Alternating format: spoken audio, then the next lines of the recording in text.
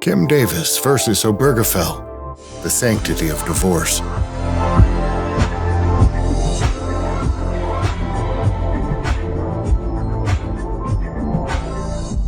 How we got to Obergefell. In the 1990s, marriage equality wasn't even a discussion. Democrats wanted nothing to do with it. Bill Clinton even signed the so-called Defensive Marriage Act in '96, declaring marriage strictly man and woman territory, and most blue state liberals shrugged along. At the time, openly backing gay marriage was political suicide. Even Obama in 2008 played it safe with civil unions. But outside the bubble, culture was already shifting. Ellen came out in '97. Roseanne slipped a same-sex kiss onto primetime, and Friends staged a lesbian wedding, but cut the kiss from broadcast. Buffy and Dawson's Creek gave us actual queer couples. By the 2000s, Will and Grace, Glee, Madonna, Britney, The Real World, and Queer Eye made queer visibility unavoidable. Add in the AIDS crisis, funerals, protests, queer celebrities on red carpets, and by 2010, the repeal of Don't Ask, Don't Tell. The closet door was off its hinges. Polls told the same story. The more people knew someone queer, on TV or in real life, the less sense the bands made. Lawsuits followed, and one by one, the bands fell. Massachusetts in 2004, Iowa in 2009, then New York, Washington, Maryland, and beyond. By the early 2000s, the dam wasn't just creaking, it was about to blow. Then came 2015, Obergefell v. Hodges. Marriage equality became the law of the land, and for once, the headlines weren't about politics. They were about joy. Couples waved licenses, rainbow flags flew, and the White House itself lit up like the world's greatest pride float. For a moment, it really was rainbows and rice. But visibility can be a double-edged sword. For decades, pulpits and talk radios preached that hating gay people was righteous. Suddenly, neighbors were cheering Ellen, kids were humming Glee, coworkers were showing up with same-sex partners. The ground cracked under their old prejudices, and the spotlight made them look exactly like what they were, out-of-touch bigots. And instead of evolving, they dug in, hard. Louder voices, uglier signs, and fresh certainty that America was sliding into sin. Yes, Topeka, we remember your God hates homophobic slurs banners. Still awful, still embarrassing. Probably still happening. Like clockwork, the backlash arrived, and in the middle of it came one particularly unpleasant county clerk with the tiniest sliver of bureaucratic power. She swung it like Excalibur. If the Supreme Court, presumably possessed by demons, thought gay couples had equal rights, she'd prove them wrong.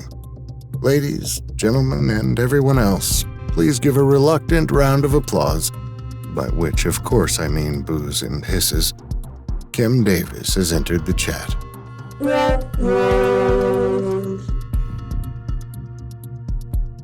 So, what did she actually do? Summer 2015, Rowan County, Kentucky.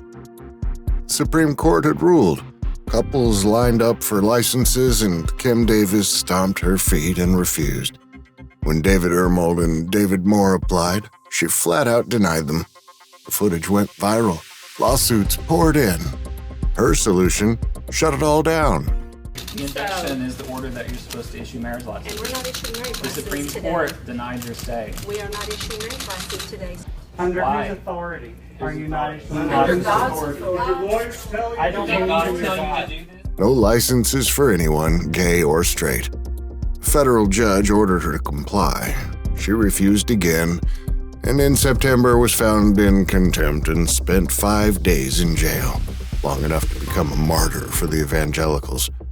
Supporters waved crosses like she was Joan of Arc, when really she was just a petty bureaucrat stonewalling paperwork.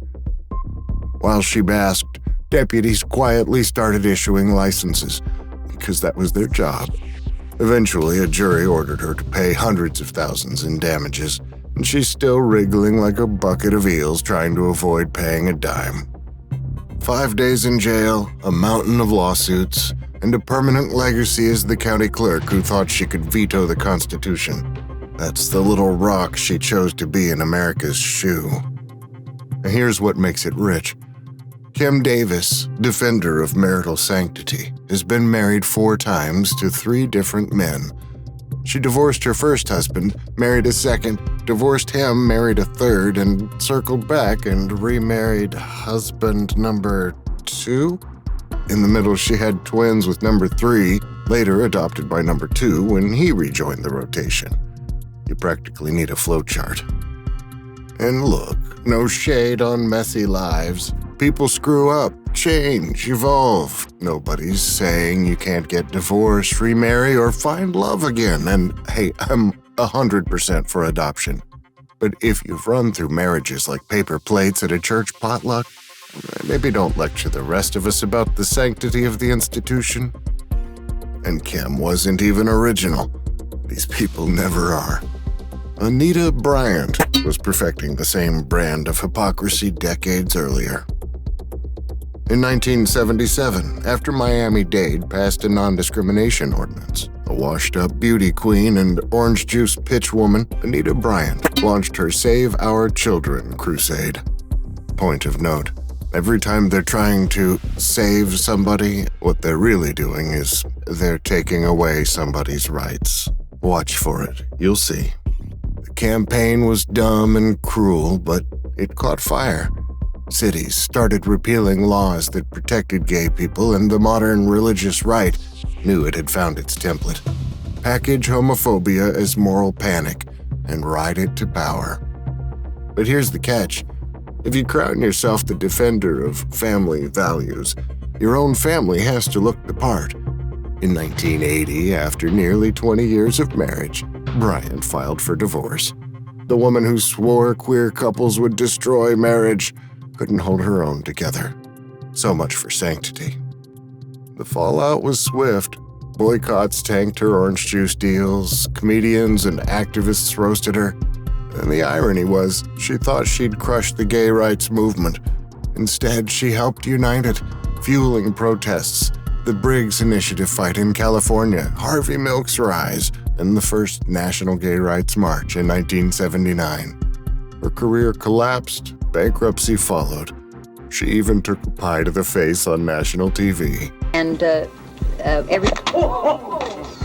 So yeah, Anita Bryant's crusade did collapse under the weight of her hypocrisy. But the blueprint for weaponizing that hypocrisy never really disappeared. Decades later, hideous Kim Davis dusted it off and started running the same tired play. And she's still proving that hypocrisy ages badly, but never goes out of style. After all the lawsuits, contempt charges, and viral clips, she's spent years bouncing in and out of court. Her own super conservative community didn't even want her anymore. After Trump won Rowan County by over 20 points, they rejected her by almost 10 and just put a Democrat in the clerk's office. She now owes $360,000 in damages, plus interest, I assume. But now, in an obvious last-ditch effort to get out of paying it, she and her lawyers have filed a writ of certiorari with the Supreme Court to revisit Obergefell itself. Oh, and to overturn the 360K, of course. That's right, the woman who once tried to veto the Constitution from her Kentucky cubicle is asking the highest court in the land to erase marriage equality altogether. They call Obergefell a legal fiction and paint Davis as the poster child for religious liberty. Now, with the supermajority conservative SCOTUS we have right now, who knows? But even though most experts say it's a long shot, I don't think winning is even the point. The point is keeping the fight alive, keeping those donations flowing, and keeping her name in the headlines. Out of office or not, she's still America's shoe pebble. The pattern never changes. Marriage isn't sacred to them, but their obsession with keeping other people down is. And every time they claim they're protecting rights, what they're really doing is stripping them from someone else. And that's not how this works. That's not how any of this works. It's not how rights work. It's not a zero-sum game.